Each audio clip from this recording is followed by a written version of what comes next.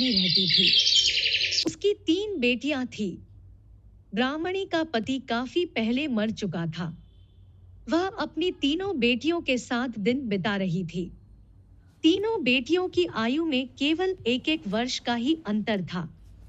जब वे तीनों सयानी हो गई, तो मां को उनके विवाह की चिंता हुई।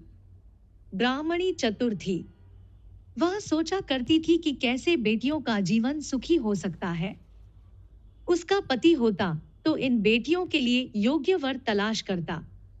यदि बड़ा भाई होता तो वह इस काम को करता। अब सारी जिम्मेदारी बेचारी ब्राह्मणी के ऊपर आ गई। एक सुयोग ऐसा बना कि ब्राह्मणी को तीनों बेटियों के लिए 3 युवक मिल गए।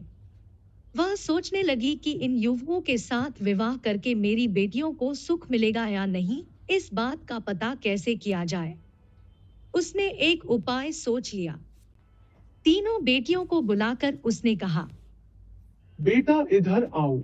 उसके बाद तीनों बेटियां एक एक कर वहां आ जाती है।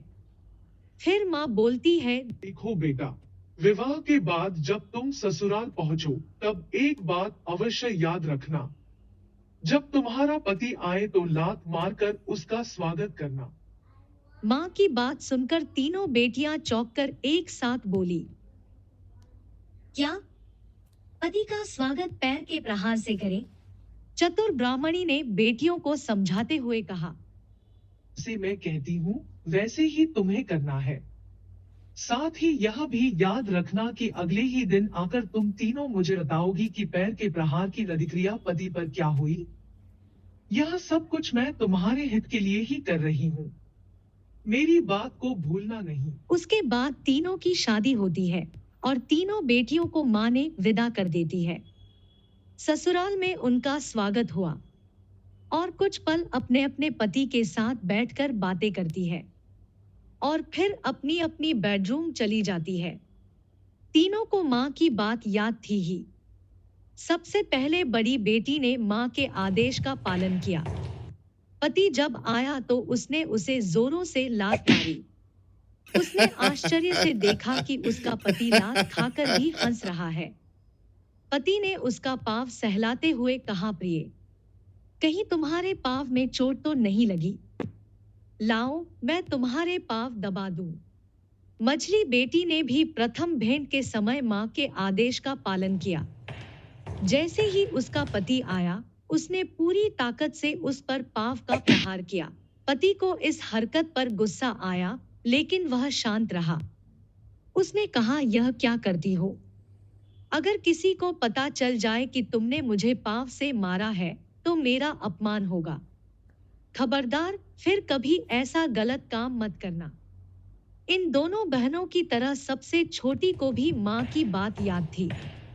जब उसका पति आया, तो उसने भी जोर से लात मारी। उसके आश्चर्य का ठिकाना नहीं रहा। पति ने आव देखा न ताव उसे पीटना शुरू कर दिया। घर में आए मेहमानों या सगे संबंधियों की भी परवाह उसने नहीं की। पीटकर उसने कहा, तुम कैसी स्त्री हो? क्या तुम्हारी माँ ने तुम्हें यही सीख दी है? खबरदार, अगर फिर कभी ऐसा किया तो तुम्हारी खैर नहीं। तीनों बेटियां अगले दिन माँ के पास आई। माँ ने देखा कि बड़ी बेटी बहुत खुश है। मझली बेटी शांत सी है, लेकिन छोटी बेटी बहुत उदास नजर आई। उसके चेहरे पर पिटाई के निशान थे। बड़ी और मझली बहन ने उसे देखा तो समझ गई कि ससुराल में पिटाई हुई है। माँ ने तीनों को एक साथ बिठाकर स्वागत किया। फिर तीनों को माँ ने ससुराल में हुई बात पूछनी शुरू की। माँ ने बड़ी बेटी से पूछा, बता बेटी, तेरा पति कैसा है? माँ, मेरे पति बहुत अच्छे हैं। मैंने जब लात मारी तो दुखी होकर मेरा पाँव सहलाते रहे। कहने लगे, प्रिय, तुम्हें चोट तो नहीं लगी? माँ, मैं बहुत खुश हूँ। माँ ने सुना और चिंता में डूब गई। मझली बेटी से पूछा, बेटी, तू बता कैसा है तेरा पति? क्या उसने भी तेरे पाँव को सहलाया है? बड़ी बेटी ने गर्व के साथ मझली को देखा। नहीं माँ, ऐसा तो नहीं हुआ जब मैंने पांव से प्रहार किया तो मेरे पति को बहुत गुस्सा आया। घर में आए मेहमानों के सामने अपमान होने के डर से ही वह शांत हो गए। मुझे चेतावनी भी दी है।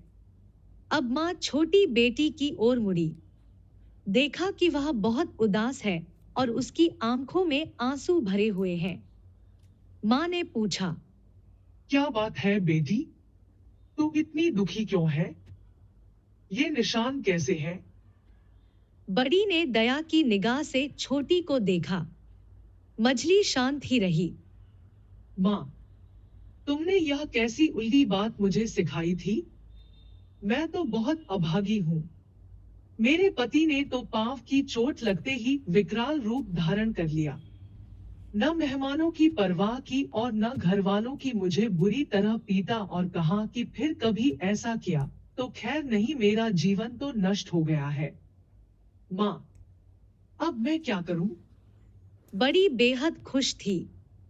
मझली ने भी सोचा कि इससे तो मेरा ही पति अच्छा, जो लोकलाज का ध्यान तो रखता है। संतुष्ट होकर माँ ने कहा, बेटियों, मैंने यह बात तुम्हारे पतियों की परीक्षा लेने के लिए ही कही थी। क्या मैं नहीं जानती कि पति की पूजा करना स्त्री का धर्म है? फिर भी मैंने परीक्षा ली और उसका परिणाम भी आ गया। तीनों बेटियां आश्चर्य से माँ की बात सुनकर ठगी सी रह गई। उनके मुंह से एक साथ निकला, परीक्षा ली है। बड़ी बेटी बोली, माँ, यह तो बड़ी विचित्र परीक्षा थी। अब हमें इसका परिणाम भी बता दो। बड़ी को पक्का भरोसा था कि उसका पति उसे जान से भी ज्यादा प्रेम करता है। चतुर माँ ने कहना शुरू किया, इस परीक्षा में मेरी छोटी बेटी सबसे ज्यादा भाग्यशाली सिद्ध हुई है। बड़ी बेटी बोली, यह क्या कह रही हो माँ? छोटी को तो उसके पति ने बुरी तरह पीटा है, फिर भी तुम उसे भाग्यशाली कहती हो? बड़ी को लग रहा था कि माँ अपनी छोटी बेटी का मन रखने के लिए ऐसा कह रही है। भला ऐसे निर्दयी पति की पत्नी भाग्यशाली कैसे हो सकती है? अब माँ ने बड़ी को समझाया, बेटी, तेरा पति तो कायर है। उसमें पौरुष तो है ही नहीं। वह तेरी संकट के समय में रक्षा नहीं कर सकेगा। तू जिसे प्रेम समझ रही है वह तो निकम्मापन है। भला सोच तो सही, जो पुरुष अपनी पत्नी की लात सहन करके उसे सहलाए वह पुरुष कैसा? बेटी, अगर आग में गर्मी ही न रहे तो आग कैसी? तेरा पति तो कायर है। तेरा जीवन सुख से नहीं बीत सकता। मुझे बहुत अफसोस है बेटी। माँ की बात सुनकर बड़ी बेटी का चेहरा उतर गया। वह माँ की बात का गहरा अर्थ अब समझ सकी। उसे महसूस हुआ कि वह झूठा घमंड कर रही थी।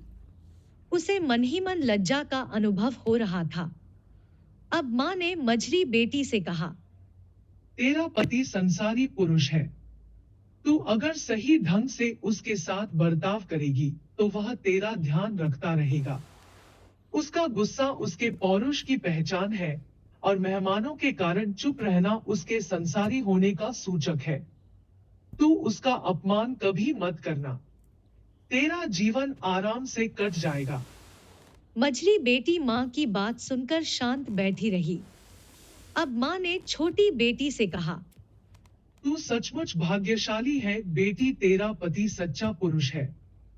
अपमान और अन्याय को सहन करना अहिंसा धर्म नहीं है बल्कि कायरता है। जैन धर्म के 10 लक्षणों में प्रथम है उत्तम क्षमा। यह क्षमा वीर का ही गुण है। तेरा पति वीर है, स्वाभिमानी है। अपमान उसने मेहमानों और सगे संबंधियों के सामने भी सहन नहीं किया। वह तेरी हमेशा रक्षा करेगा। तू उस शेर जैसे वीर का सदा सम्मान करना। चतुर माँ छोटी के भाग्य पर जहाँ खुश थी, वहीं बड़ी बेटी के लिए चिंता भी उसके मन में थी।